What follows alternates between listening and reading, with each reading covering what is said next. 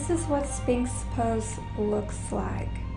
We are doing this pose to help open the chest and heart chakra. It is also great for everyone that hunches over a computer or phone. It stretches the entire spine as well. Join me. Lie on your stomach, push onto your elbows. Elbows are an inch or a few inches in front of you, not straight.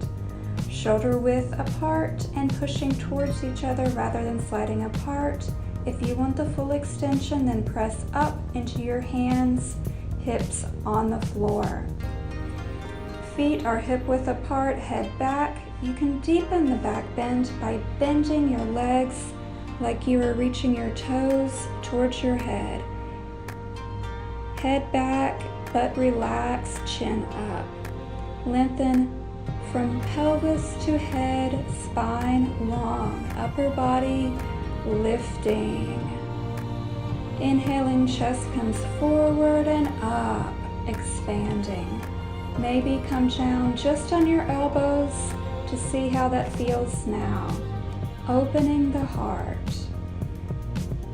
And when you're ready, gently, carefully slide out of the pose and maybe come back into child's pose or a counter pose after this deep back bend heart opener.